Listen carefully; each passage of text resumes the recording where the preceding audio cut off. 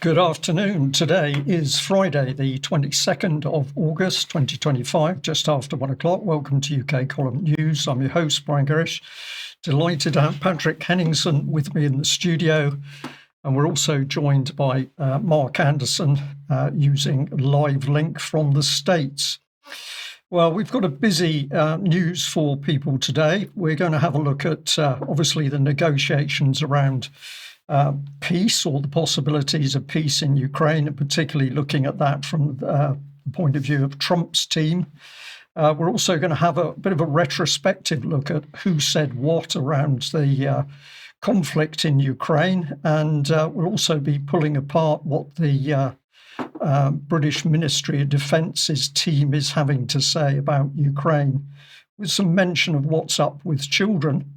And on top of that, we'll be having a look at Palestine action. We'll be talking about the bankers and what they're now discussing. And finally, today, we're going to end with a deep investigation into Palestine action. So stay posted for that. Well, let's just kick off with the BBC, which posted a rather underwhelming image entitled "Why Donetsk Fortress Belt Matters So Much for Ukraine's Defences." And interestingly enough, this is a road covered with supposed anti-drone nets. But if you actually watch a lot of the live reports of the battle taking place on the front in Ukraine, you will know that Russian drones regularly penetrate these so-called defended roads and cause carnage to the vehicles and troops moving along them. But the BBC clearly doesn't understand that. Now, I just also want to remind the audience of the scale of the territory that Russia occupies, and Russia is continuing to move forward as there is now clear evidence of Ukrainian defences in the east of the country starting to fall apart. There is no doubt in this. And the other thing to remember, I've described the Russian tactics as a lava field moving forward. And before that lava gets to a dwelling or trees, there's an ignition of those assets before the lava has even touched it. And that is the way the Russians are conducting the battle against Ukraine on the Eastern Front. We'll talk about this a little bit more. But Patrick, it's clear that things are collapsing in Ukraine, and it's clear that the West has had to get to this point of attempting some form of negotiations with Russia in order to, from their point of view, the West point of view, stabilize the conflict. Yeah, and I'm glad that you showed the battlefield progress there, because I think that's what prompted Donald Trump to call this meeting here. Now, this was the Alaska summit. We'll bring this up on screen here. Pursuing peace. You can see the optics there. Pursuing peace. Haven't quite got to peace, but we're working on it. It's kind of incredible marketing here from the United States. But we'll look at who are the winners and who are the losers here. And I think it's important, first and foremost, how to look at this photo that we have here, and just to show how important it is for the optics. This is good optics for Donald Trump. Obviously, it shows he's doing something. He's pursuing peace. He's got Russia to the table. And for Russia, this is excellent optics, because it shows that they're no longer isolated. They're not isolated in the international community, at least as far as the United States is concerned. You can see two teams there facing each other. So it isn't just the leaders alone. They've got their show of force on each side. So that's very important for both parties there. And so let's just look at the other side of this equation here. And this is what happened in Washington. Very different dynamic, as you can see, Brian. You can see the European leaders there. Keir Starmer not quite in the frame. You've got Zelensky, who was forced to wear a black jacket, by the way. Yeah. This became a kind of butt of jokes for the press and so forth. You've got the Finnish president. That's a new addition to the concert of Europe here, and Emmanuel Macron, the embattled French president, staving off other strange accusations about his personal life. Friedrich Merz, the coalition leader in Germany, and Ursula von der Leyen there as well. But pay attention to this. That's what's important. Look at this photo. Donald Trump's not in the frame, but the hand is there. The fist. The fist is there. So it's the Diego Maradona sort of effect. And so they're completely subservient, as you can see. I mean, that's the optics, Brian. And this manipulation and control of images, what makes me laugh about this is, of course, this is what the Soviet Union used to be so good at, is the way photographs were taken, the way a handshake was adopted. And now we've got the US and the West forced to do this. Well, it's the US in this case, to control the narrative via the image. This is very much staged in Trump and the U.S. favor here. But let's just look at the real takeaways here. So Trump, Putin, U.S., Russia reset. That's basically what's happened. There's a reset for the relationship there. The public reset of Washington-Moscow relations. Russia's not isolated. Very important. But here's the thing, the shift. Pay attention. The U.S. is now asking what Russia wants. What will Russia accept? Very subtle shift, but that's the power dynamic flip that we're seeing now. And so the Alaska meeting and subsequent engagements are really reflecting that here. And Europe, Zelensky locked into subservient position to the U.S. Also subservient to Russia, perhaps. It does look like it, certainly from what we've seen over the last week. NATO-Ukraine, quote, ceasefire precondition has been sidelined. A negotiated peace settlement is now first in the queue. That's a big change because they were demanding this ceasefire as the sort of pause or whatever. Russia was always resisted that. Now Trump is basically in agreement with the Russians on that. So that's major. And just to continue here, Trump's threat of secondary sanctions on allies, that's been put on ice because of this. Some might say that's why, there's another reason why Trump was keen to do this, because it sort of lets him off the hook from writing a check he couldn't cash on secondary sanctions against allies here. No trilateral meeting confirmed. A lot of talk about it, not confirmed. Is that going to happen? It's doubtful by the looks of it and the lack of specifics. No land swap confirmed either, but that's been talked about in the press. So the press are desperate to grab onto pretty much anything. They're looking for breadcrumbs to run as headlines, but none of this stuff is materialized. NATO-Ukraine, quote, ceasefire precondition sidelined. We said that already. And Europe, Zelensky demanding an Article 5 style security guarantees for Ukraine. So that's not going to happen as far as Russia's concerned. So they're saying NATO can't be in Ukraine, but we're going to do an Article 5 style tripwire with the U.S. or whatever in there. This is Europe on the sidelines of the real discussions taking place, desperately trying to get something from their own side into the discussions. But the key bit is that Putin's never changed what he said he'll accept. So this is now coming back to where what he was talking about is red lines in the beginning. And the irony is, well, the sad thing is that if the West had paid attention to those red lines in the beginning, we probably wouldn't be in this situation now. And Ukraine would be better off with more territory and more able-bodied men in their population. Absolutely. So the verdict here, let's just bring this to a conclusion. No change on the ground, no real change in the U.S.-NATO policy towards Russia. No material change after all this. And here we are. Still, they're saying this is a win. Trump and Zelensky's meeting with European leaders is a historic moment. They're comparing it to Yalta and everything like this. I mean, it really is something. And we'll just look at this as they're using this old term, which is coalition of the willing. So it really is desperate. I mean, this is such a clown show from a political point of view. And it's all about these family photos, Brian, just endless team photos. Pat, I'm smiling as these images come up because they are so appalling. The body language says there's no cohesion between these people. They're not agreeing. They're together trying to show the world media that they are together. It's a coalition of the willing. But the body language and the posture just says that isn't true. Yeah, I say wrap them up in plastic and box and make an action figure set out of all these. Meanwhile, right here, Russia's still shipping crude oil to India. So all of that talk about destroying the Russian shadow fleet, we need to do sanctions against India for buying Russian oil. It's not happening. No. So this is where things are at. Yeah, just quite incredible. Well, I wanted to take us back a little bit to see and hear some of the things that were said about the conflict in in Russia. And it's really fascinating to hear these statements now, knowing that Russia has effectively stood up against not only the US and NATO and the combined might of the European Union, it's stood up and it's held the front, and it's now forced the West to the negotiating table. This is quite extraordinary.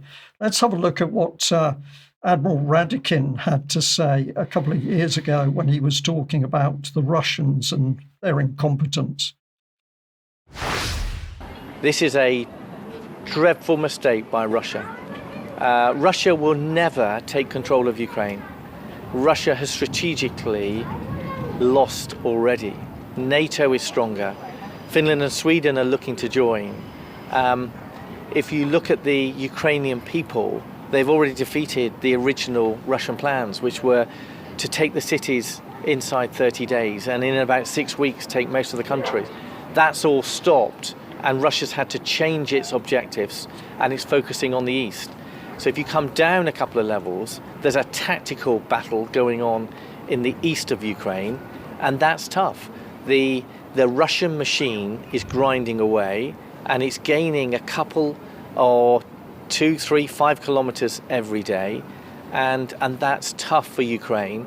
But this is going to be a long fight, and we're supporting Ukraine. Ukraine has shown how courageous it really is, and Russia has vulnerabilities because it's running out of people, it's running out of high-tech missiles, and if you just look at where Russia is at the moment, it's lost about 25% of its combat land effectiveness. Well, there we are, Pat. I could pick up some of your thoughts as that clip paid out. But let's remember that this is the man that can't even run a Royal Navy satisfactorily, trouble with ships not being able to go to sea, manning problems, huge difficulties within the Royal Navy. And there he was talking utter nonsense about not only what was happening, but what was going to happen. The statement that Russia ever thought it was going to take over the whole of Ukraine in 6 weeks, utter, it's propaganda. It's difficult to know how to describe this. And then, of course, Russia is falling apart. Russia is not able to produce the missiles. And we now know in 2025 that Russia has not only produced the missiles, it's outperformed the whole of the West in its high-tech missiles, including missile technology itself. So I would say that this man, Radakin, is not fit for purpose. And Russia's running out of men, he said. Well, it's the opposite. I think Ukraine is running out of able-bodied men to put on the front line. Absolutely, and we'll have a look at that.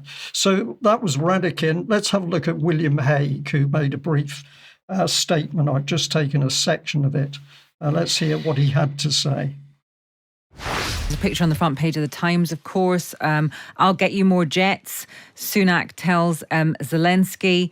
It's quite a confusing picture, really, about fighter jets, F-16s, Typhoons, and all the rest of it. What actual difference and what's the timescale, really, for any kind of additional support from the West, including Britain? But, William, in your column today, you say shock tactics, well, this is the headline on it, shock tactics may be the key to Putin's downfall. And you kind of list all the strange mistakes and missteps, actually, that Vladimir Putin has made at the beginning and throughout the war.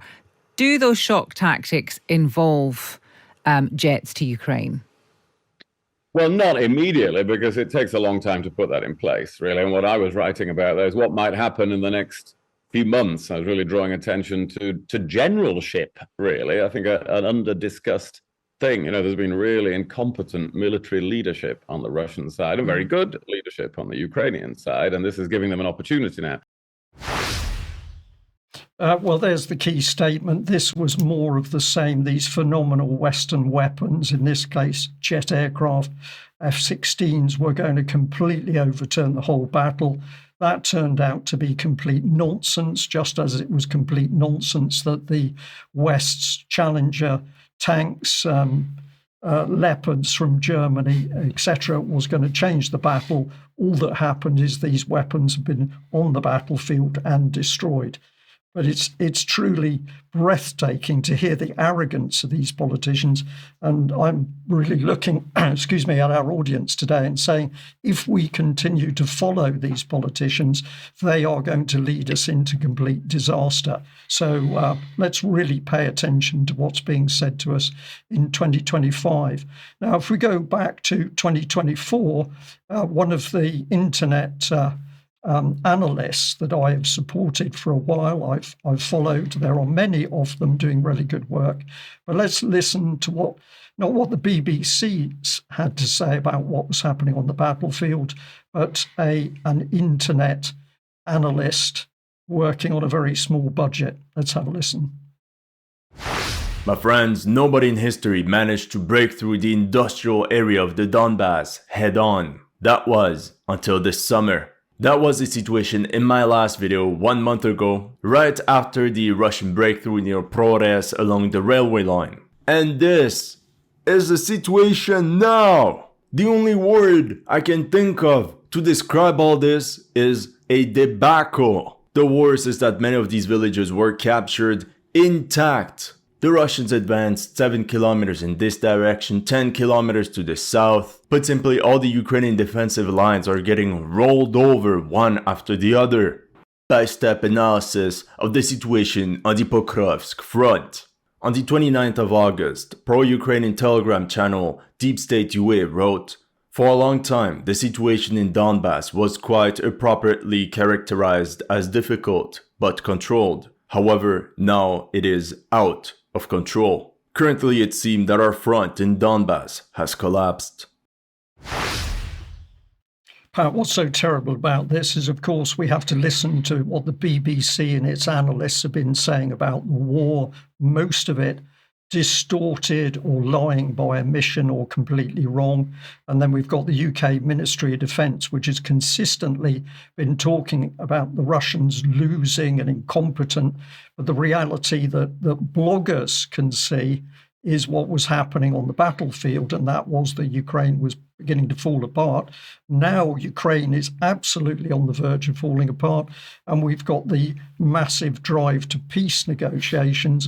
But of course, what is the media going to be doing? Well, the BBC, as we've shown, can only put up pictures of anti-drone nets as if this is high technology which is going to save Ukraine. A fortress. A fortress, yes. It's bizarre. Well, just quickly, I'll say, Brian, you'd be surprised how many people you speak to in the military who believe that I was told recently by an officer, veteran officer, that Russia was sending human meat waves at the front line.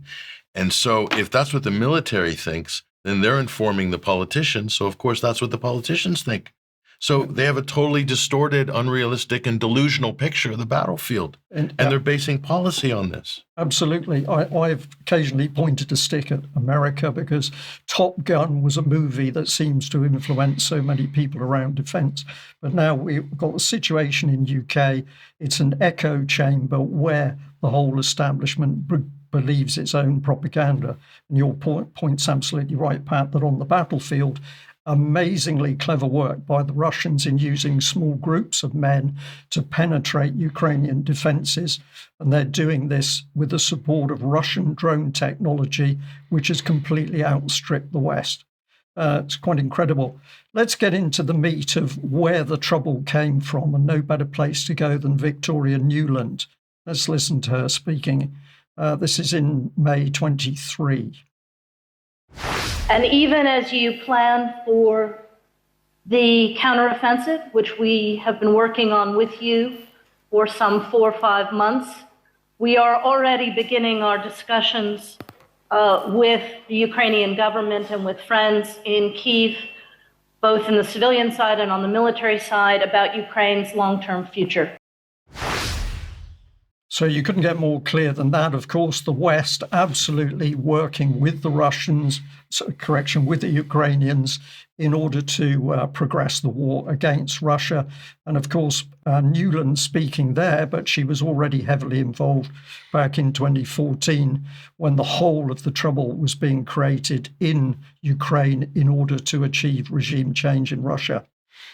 Yeah, unbelievable to hear that. It's harrowing to watch that clip, actually. Indeed, yes. Well, let's reinforce this, because if the West was active behind the scenes then, this is a little clip which I've taken. Now, this may be a clip which has been created or fabricated by the Russian side. We'll watch it, but nevertheless, it indicates something that is clearly going on, and that is that it is not simply Ukraine fighting Russia. This is Ukraine fully supported as a proxy by the West fighting Russia. Let's have a look at this clip. Take a look at this. A captured Ukrainian soldier is being interrogated. According to Russian reports, a Ukrainian sabotage group infiltrated the Komarychsky district of Bryansk, attempting yet another attack inside the region. The group was discovered around 40 kilometers from the border. In the clash with Russian FSB and Special Operations Forces, 3 Ukrainian fighters were killed, while 3 others surrendered. Their reported target was a key railway hub. These captured soldiers revealed that they had been trained at a special camp in Norway, where instructors from the UK, Canada, and other European countries taught them how to destroy bridges. Their mission was to conduct reconnaissance and sabotage operations against railway lines and bridges.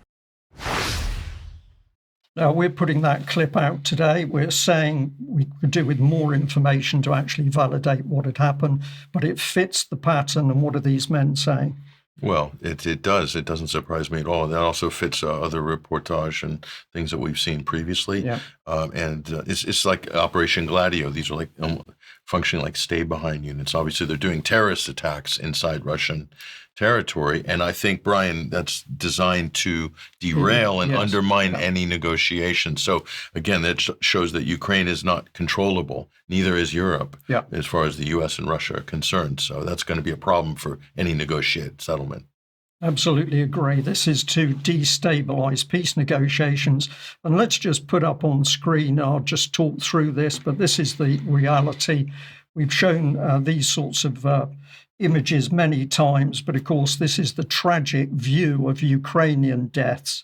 Hundreds of thousands, we now believe into the million, and people over many months taking these sorts of images, showing the carnage in Ukraine, but of course never shown on the BBC, never shown in the Western media.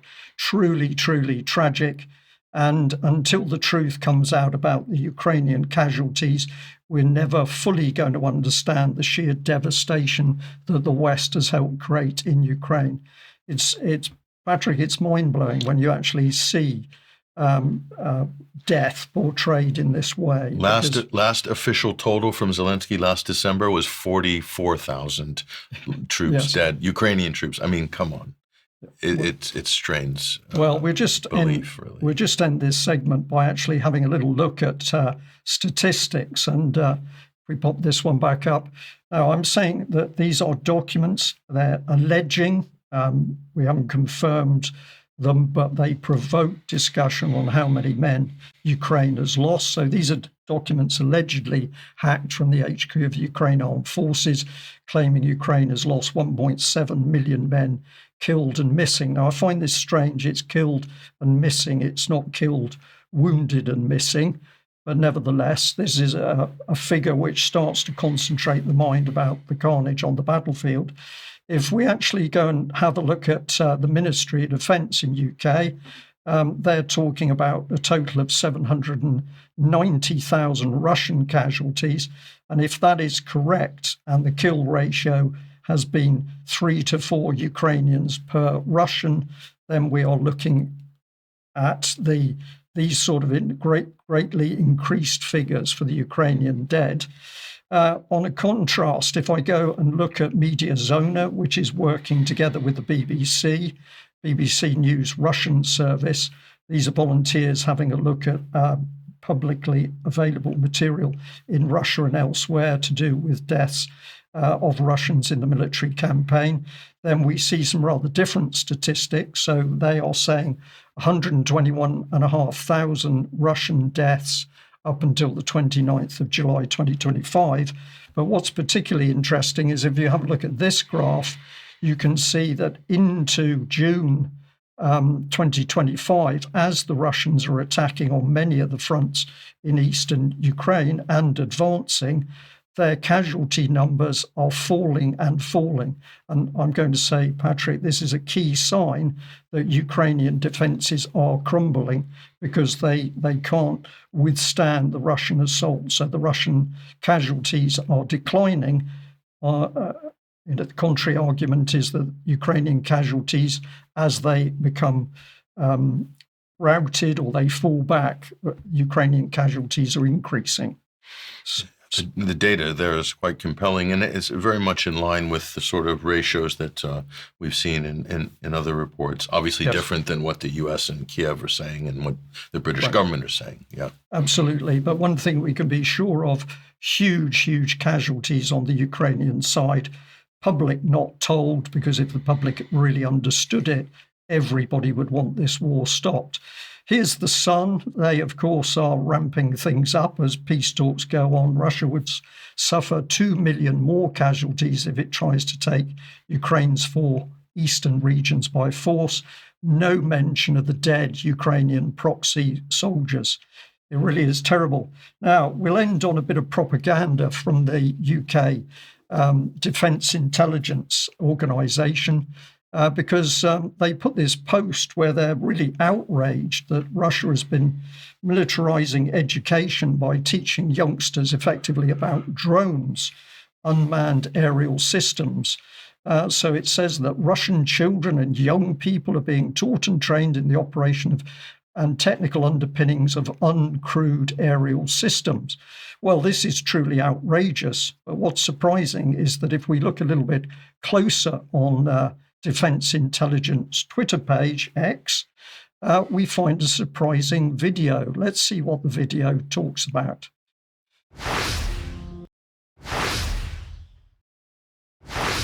The air cadets is always evolving, there's always new things coming out. Let's say drones currently, it's a new thing coming up in the air cadet organisation. But as well, you evolve as well. Everything you could think of, the cadets can really offer for you. I've recruited more people and I'm hoping that they will actually learn the values that I have learned.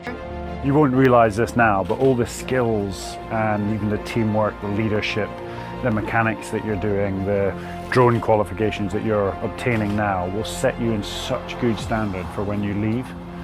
When you leave, both the cadets leave school and go on to seek another career.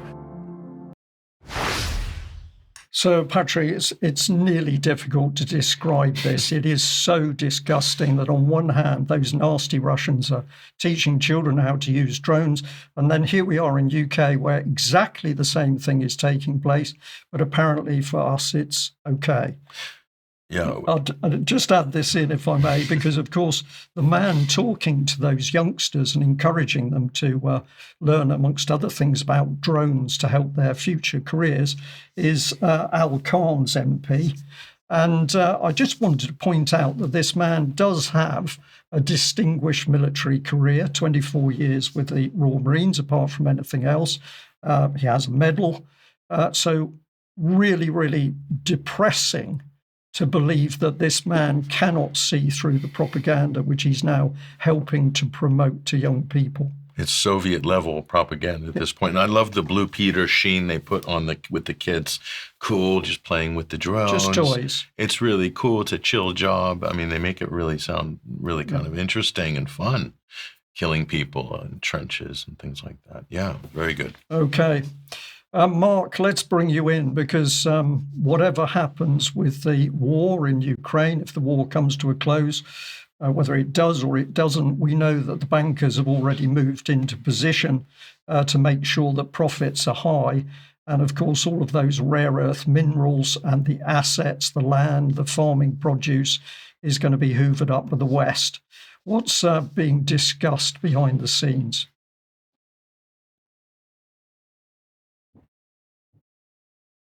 We lost, I think we might have lost Mark. A little freeze there. Mm. We'll see whether we can get him back. Sure. Okay. All right. Well, we'll just move on through a bit, and hopefully we will get Mark Anderson back. But it is a key point that, of course, nothing moves without actually the power of the banks, whether it's actually opening up trade deals or it's making money available in loans. All of those things are needed. And it's been very interesting for me to see in general how quiet the banks have been about the war in Ukraine. It's almost like the banks have disappeared while all this mayhem goes on. Mark, have we got you back? Yes, I do not know what happened there, gentlemen. Okay, not to worry. I'll just bring you in. Lovely. Yes, you might say the real rulers of the world, the financial NATO, if I may use kind of a stretch metaphor, are meeting as we speak in Jackson Hole, Wyoming, at the magnificent Grand Teton National Park. This first slide gives the stated general purpose. It's been organized by the Federal Reserve Bank of Kansas City, and this is the 43rd year. So the 2025 Jackson Hole Economic Policy Symposium, held August 21 through 23. This year's stated theme, the main theme, labor markets in transition, demographics, productivity, and macroeconomic policy. But there's much more to it than that. This is the main thing that's brewing on the stove right now. Let's take a look at this. Most of the financial press, in fact, all of it really, is fixated on this issue. The current Fed chairman, Jerome Powell, some of his interplay and debating, you might say sparring with President Trump. And this headline from Yahoo Finance, rate cut watch, all eyes on Fed Chair Powell's final Jackson Hole speech. He's expected to step down as of next year before the next Jackson Hole get together. And this is sort of the fork in the road, you might say, which way to go. As the Federal Reserve officials, this is from Yahoo Finance, as they gather there for their 43rd symposium, Jerome Powell and his central bank colleagues, central bankers from all over the world come here, are facing a dilemma: hold interest rates steady as of September on account of allegedly rising inflation, or lower those interest rates over weaker job market reports. And a part I really emphasized here is that's what a very divided Fed is tussling with as President Trump pounds Jerome Powell to lower those interest rates. Investors, meanwhile, are seeking clues about what the Fed may do in September when Chairman Powell gives his speech today at the Jackson Lodge in Grand Teton, his last speech in Jackson Hole as Fed chair. And things get interesting. Now, this is from Investopedia. They have a fairly objective look at things. The impact of Federal Reserve interest rate changes. There's another picture of Mr. Powell. So we're not just talking about will they change the rates, we're talking about the impact of them.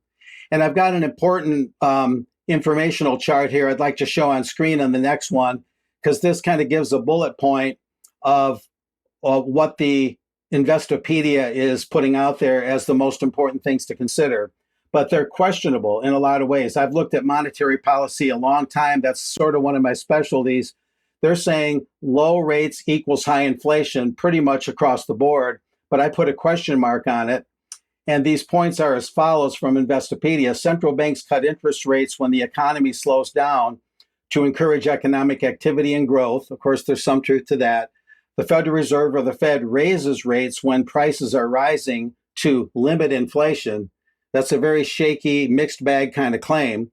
The goal of cutting rates is to reduce the cost of borrowing so that people and companies are willing to invest and spend, true, or reinvest, or roll over a loan to get a lower rate, refinancing, that is. And the two of them that I put in red here, interest rate changes spill over to mortgage rates, home sales, consumer credit consumption, and the stock market. So they're kind of tacitly admitting there that if you raise the interest rates, that will spill over to mortgages and whatnot and make mortgages more expensive. In other words, raising interest rates becomes a cost push way of actually causing inflation in many ways.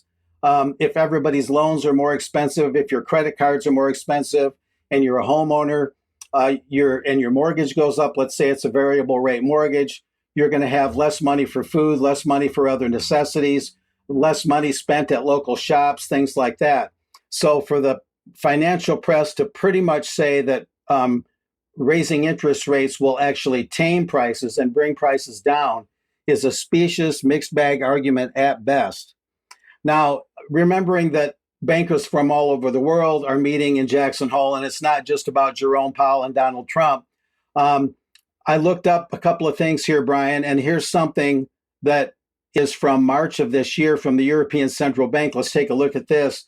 Remember that while the bankers go through all these, more immediate issues like interest rates and what investors are saying about all this and what investors are going to do, you have these longer term, more evolutionary projects going on by the banksters, and that's banking union and fiscal union, two things that the European Union has not quite achieved yet, but they want it really bad. So that slide there that we were showing is from the European Central Bank, the one we showed a moment ago. And so they're still looking at banking union according to that. And then this slide is from the IMF blog, the International Monetary Fund. And this is from 2018. The other one was from 2025, but these are very evolutionary issues. And that is saying the Euro area needs a fiscal union. So probably the bankers, when they're not talking about what's in the immediate headlines, are still going to be grinding away at those long-term projects, because a banking union and a fiscal union would fulfill Bilderberg-related goals and would fulfill a lot of the long-term desires of the banking fraternity to more firmly solidify centralized power and centralized control in a supranational sense over nation states. Now, I happened to come across this video I did the last time I was in the UK in 2018, and I did this one-time interview with Justin Walker, a friend of and contributor to UK Column. And there was a segment of it as I watched it sort of going down memory lane, and it seemed to fit kind of the ultimate discussion here about the nation states with relation to bankers, and why having money born as debt is really the ultimate problem. So let's listen to this segment with Justin Walker. It still kind of fits the narrative today. City remembrance is still there. And this is one reason why none of our MPs will question how money is created and by whom. And the truth is, and this is the thing that the Chartists are linking on to two things. First is the Constitution, but we'll come on to that later. Mm-hmm. But secondly is that the people can control money creation and money supply. And what do we mean by that? At the moment, we have to be taxed. You have direct taxation and indirect taxation, but mainly direct taxation. And when the receipts of taxation receipts are outweighed by government expenditure, you then have to borrow from the private financial banks, institutions, and so forth, who create money completely out of thin air as debt. If you and I created money out of thin air as debt, you and I would be serving, well, in your case, and being American, you'll be in some penitentiary somewhere in America, but I would certainly be in prison eating a lot of porridge, as we call it, with the keys thrown away. How dare I presume that I can just simply create money out of thin air? And yet that's what the bankers do all around the world. So what a government can do, and in America, Abraham Lincoln did this with the greenback dollar, you can actually have the state, the government, create money that's based on the wealth and labor potential, that's your creativity, of what your country's worth. So rather like the gold standard, where you draw from the amount of the gold you've got, and you draw from that, you can do exactly the same with the actual wealth of your nation. Justin has a good way of putting things, and that sort of puts the cherry on top of this report for now, guys. So back to you. Mark, thank you very much. Well, one thing's for sure is nobody apart from the bankers themselves has a real idea of what they are discussing and for what objective, because of course many of these meetings are held in absolute secrecy with just some of it released into the public domain. But we can talk about some more of these issues in UK Column Extra following the news.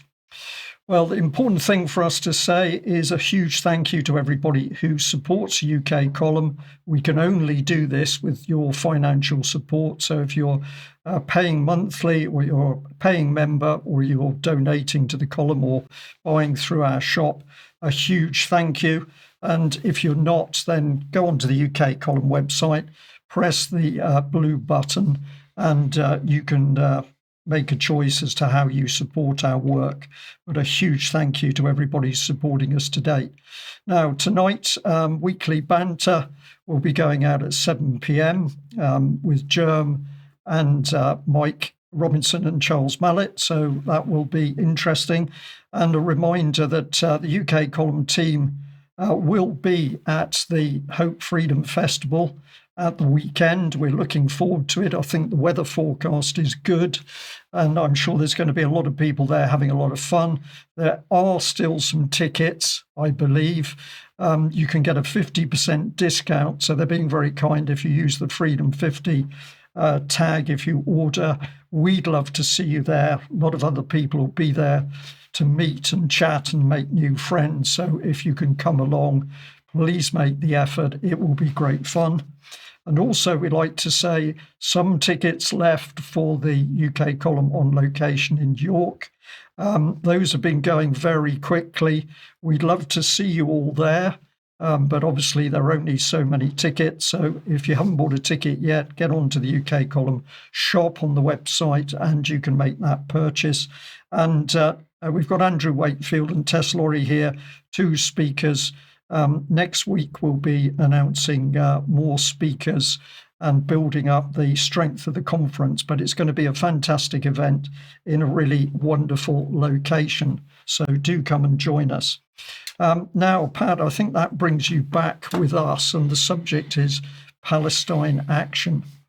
Yeah, just important breaking updates on this potential turn in this story, Palestine action, which has been banned. It's been proscribed under the Terrorism Act by the UK government. And the last couple of months, we've seen a lot of pensioners being arrested for especially Holocaust survivors.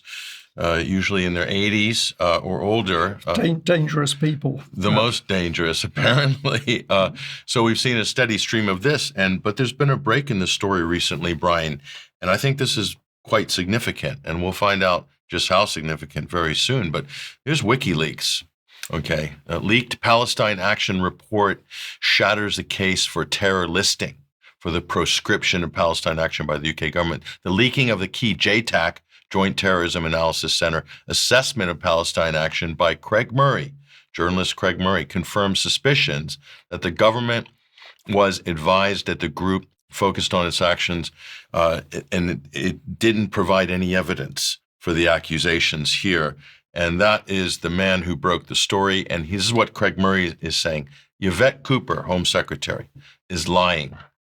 Yvette Cooper has continually lied about Palestine action in a panicked attempt to defend the proscription of a direct action protest group ruled by previous court rulings to be totally legal, by the way, UK courts, the protest group which is opposing a genocide in which Cooper's government is deeply complicit here. And Craig Murray, of course, has published another excellent piece. I encourage people to go and support Craig, his work, go to his blog here. And here are the basics that people need to know what Craig is saying. And this is quite shocking, Brian. And I think this is going to affect this story down the road. Cooper and other government ministers have reportedly claimed about Palestine action, that Palestine action attacks people, not just weapons-making equipment. That's false. There's no evidence to support that. That Palestine action is funded by Iran or another hostile power is false. There's no evidence to support that either. They also have been claiming that Palestine action attacks Jewish-owned businesses based on racism. That's completely false. There's no evidence to support that either. And that Palestine action has plans for future, unspecified, appalling terror acts. Another false claim, another false accusation. So all of these lies have been used to build up a case through the media, through rumor, in some cases through public statements and meetings and so forth. None of it's true. And they haven't attacked the Israeli embassy. And you'd think if it was a terrorist group, that would be their first target, would be Israel, right? Or what Israel property in the UK. Yeah. Never. Haven't done that. And here's the conclusion here by Craig Murray. In fact, none of this is backed up by the assessment, the JTAC assessment. None of it is backed up by that. The government's Joint Terrorism Analysis Center's assessment, which forms the basis of the proscription of Palestine action. So it's a big nothing burger. There's nothing there. There's nothing there, but the implications, Patrick, immensely dangerous, because if you've got a government which says continually it is there to protect us, and it then lies in order to create cases to suit its own political agenda, we are in a lawless country. So it's a nothing burger, but the implications are truly very, very dangerous. It's almost worse than that. You could say we're in a fascist authoritarian phase of state evolution here. Yeah. And let's just remind people of the Genocide Act, which technically, according to Craig Murray and others, and according to even our reporting, the government is in violation of the Genocide Act. They're supporting an active genocide carried out by the IDF and the Israeli government. And so this government is in breach of its own law. Yet they're accusing and proscribing a direct political action group, indigenous grassroots group in the UK, of being terrorists for trying to stop a genocide. I mean, it's beyond. It's difficult to report, isn't it, Patrick? Because it is so blatant that we've got a government, if we can even call it that, out of control. It's a cabal. So meanwhile, Brian, the direct action continues. Leonardo, a major defense contractor, I'm sure you're familiar with them. Their stocks are doing very well right now. Watch this video. This is a direct action against their manufacturing center in the UK. I'm taking direct action today at Leonardo's weapons manufacturer in Edinburgh, where we're looking to halt the production of the F-35 component parts that are made here and used to indiscriminately massacre civilians in Gaza. I look at a presence already. I'm locked onto the top of the van. We're looking to shut down the factory for as long as we can, and we need your support to do that. So come out and support the action today at Leonardo's in Edinburgh. Incredible, Brian. Absolutely incredible. And I'm going to say, whether or not you agree with what she's doing or how she's doing it, brave young lady standing up for her own views and values. And at the end of the day, I can't fault her, because somebody's got to stand up to what's going on.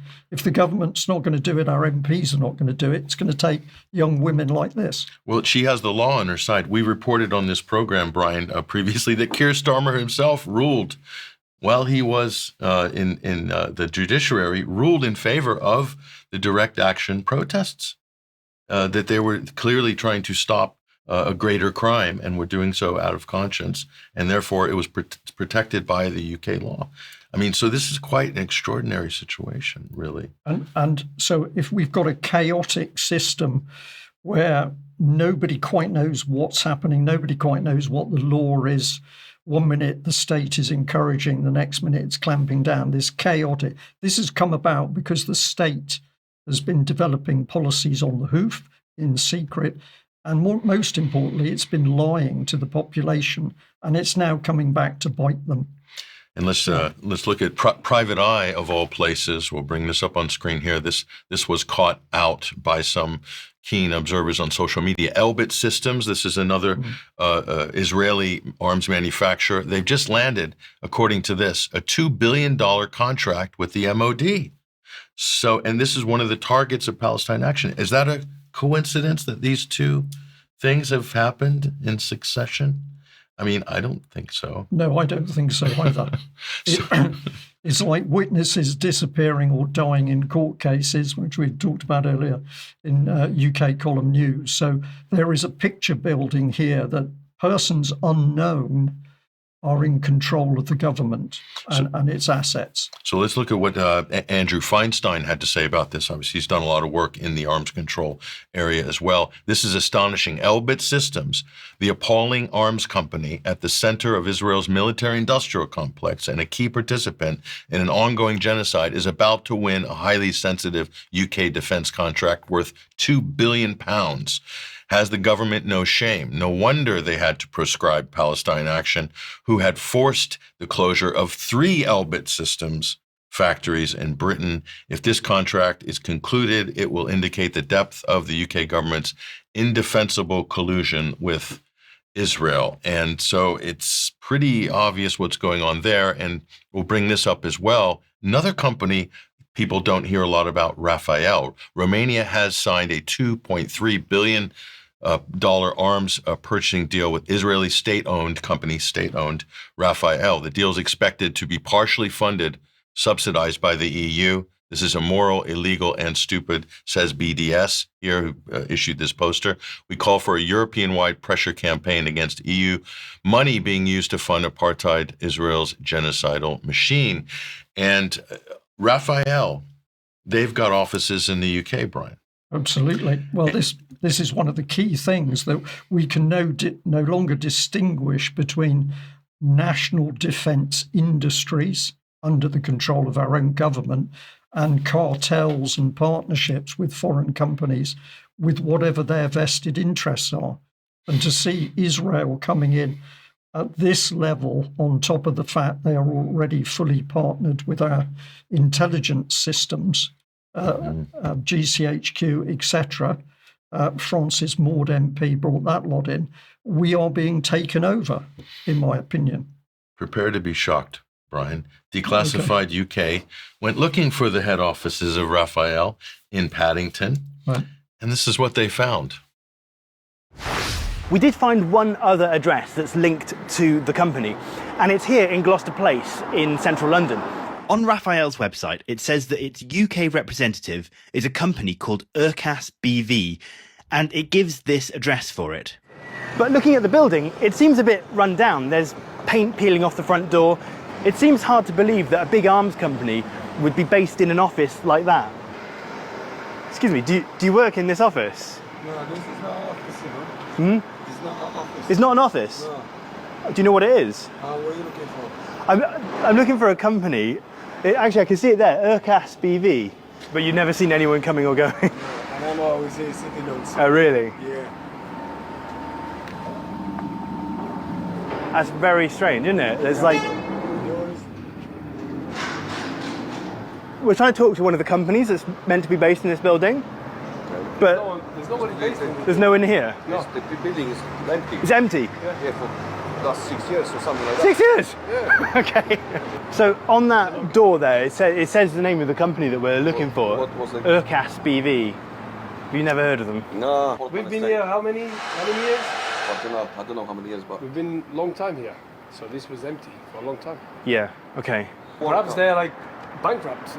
Maybe. I don't think so, because they're owned by the Israeli government. So yeah. Oh, I don't think they're bankrupt, but you're looking for them. They owe you money, yeah? So this is meant to be the UK contact point for Rafael, which is one of the biggest arms companies in Israel, and it's actually owned by the Israeli government. But when you get here, you find that the entire building is empty, and by the sounds of it, it's been empty for about 6 years. So it seems like maybe this is just some kind of dummy address that means they can avoid accountability and scrutiny.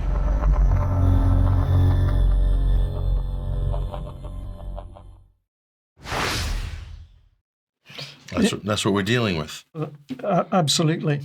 Deception, absolute deceit on the public at every level. We have no idea which is the bona fide constitutional government and which is the influence of outside, in this case, arms manufacturers.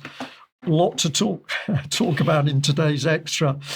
Mark, let's bring you back and we'll ask the key question. Is Trump's tariff system going to improve matters in the world? Bit of a wide-ranging question. Well, that's difficult to say. Let's look at the reportage I've got for today, and maybe we can whittle that down a bit. This first slide is very important to put up there. Out of Politico about 2.5 weeks ago, how Trump's, they're saying, $150 billion tariff brag, as they call it, could backfire. And I put in the emphasis in red. Several companies and 12 U.S. states have challenged Trump's use of an emergency law to impose some tariffs on individual countries in a legal dispute likely to work its way up to the Supreme Court, we're being told. And the plaintiffs that are involved are not just some import companies and things like that, but those 12 states: Oregon, Arizona, Connecticut, Illinois, Colorado, Delaware, Maine, Minnesota, Nevada, New Mexico, New York, and Vermont, to be exact. Now, this is what Trump's attorneys have to say about it. Let's put this up. It's an important quote. It's coming out of an appeal that's part of the legal process of this whole thing. And most of it has to do with the Court for International Trade, the CIT. Here's what Trump's attorneys had to say in putting up their point of view, making their case. Trump has declared emergencies regarding foreign practices that have contributed to America's exploding trade deficit and the implications of that deficit for our economy and national security, and regarding the fentanyl crisis. Accordingly, I abridged this a little bit. The president imposed tariffs using his authority to, quote, regulate importation, end quote, of foreign goods under the International Emergency Economic Powers Act, or EPA. That's basically what Trump's attorneys had to say. When I read the document, the legal document, they went into a little bit more of their reasoning. We can make sure that document link is posted in the show notes. And then Rick Newman, a Yahoo Finance commentator, had this to say: Trump and his aides have lauded the new revenue tariffs, and Trump and his aides have lauded the new revenue, that the tariffs are bringing in. And there's now an important third-party endorsement of that view. So this is a little shift in Trump's favor. The rating agency S&P Global updated its credit assessment of the U.S. on August 18th, citing new tariff revenue as a modest positive or positive thing in America's otherwise shaky fiscal situation, as Newman defines it.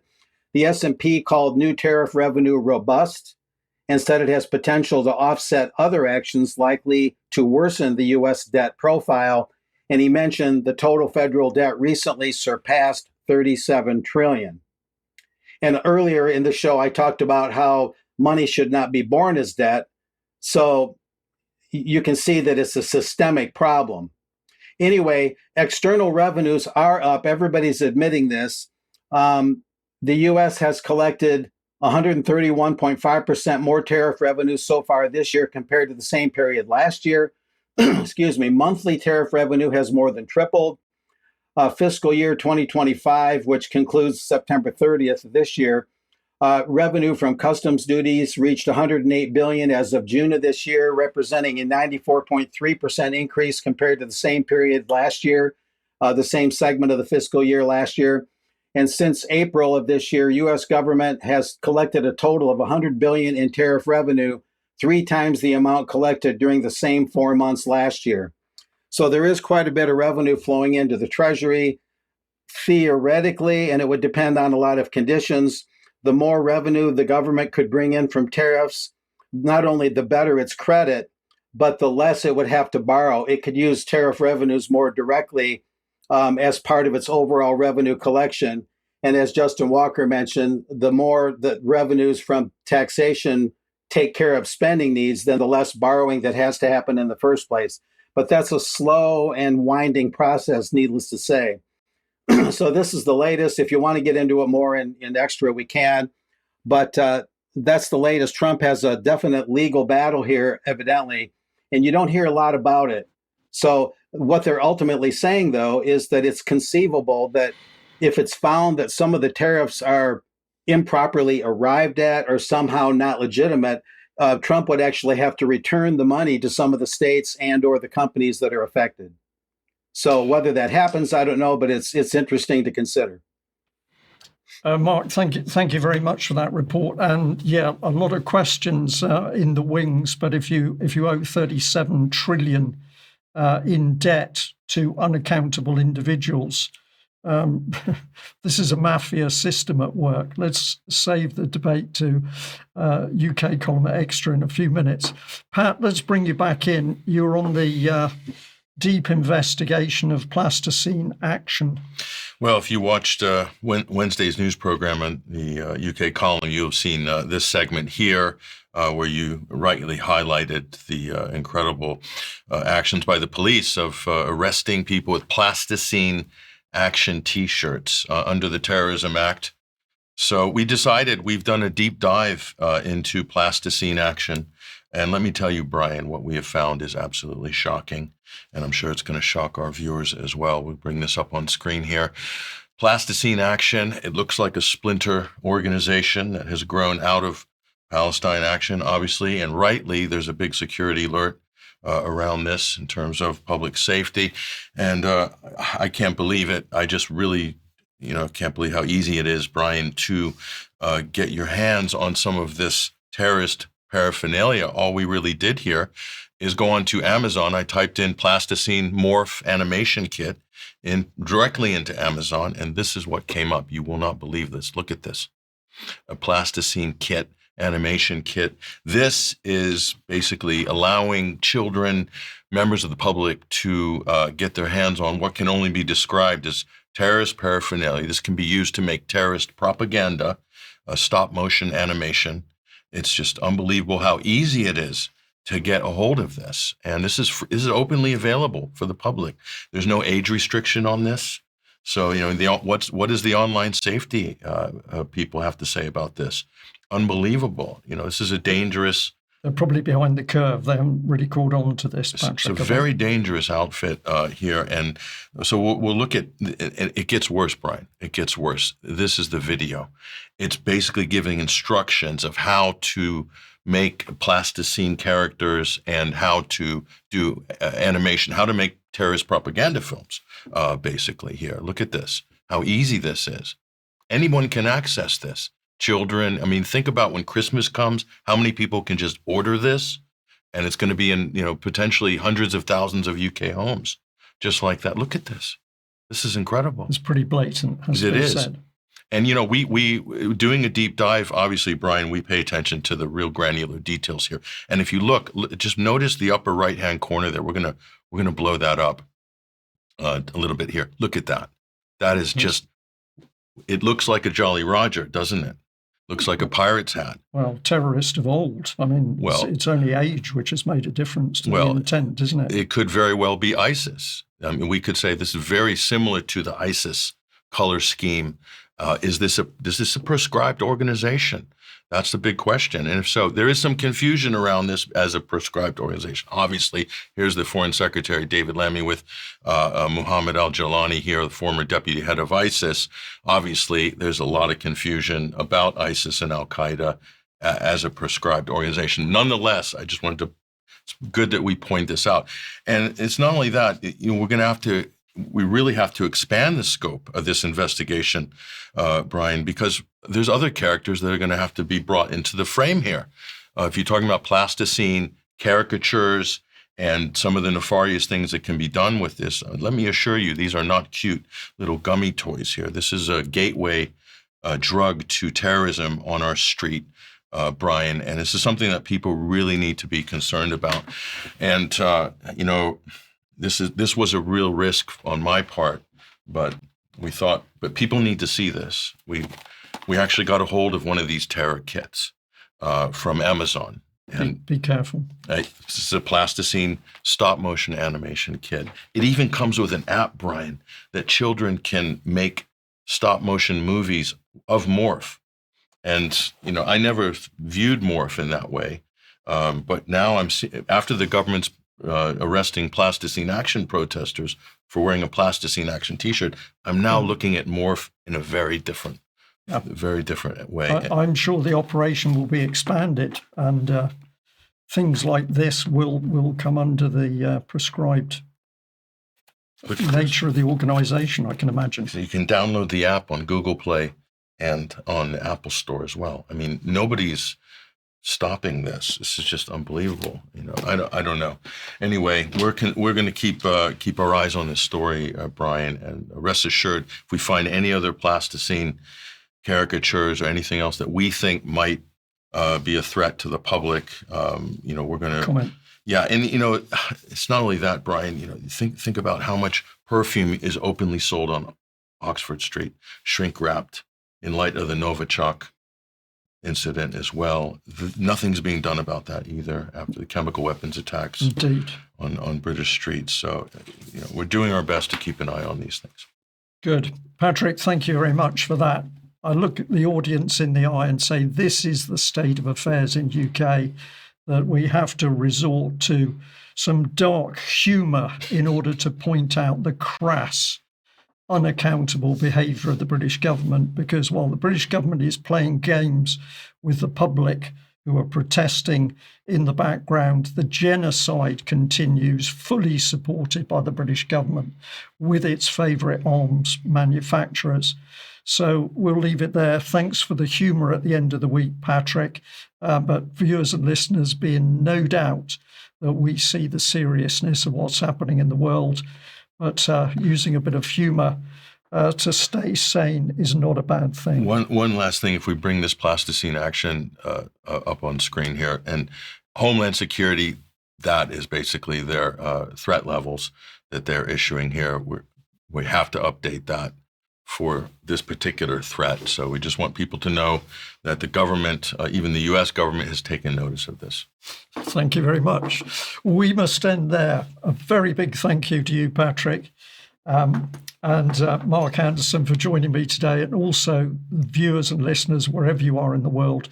Thank you for your support to UK Column, and stay with us as we try and stay on top of this wave of cruelty in the world, and of course utter bizarre behaviour, not only by the UK government but other Western governments. We will be back on Monday. See you then. Bye-bye.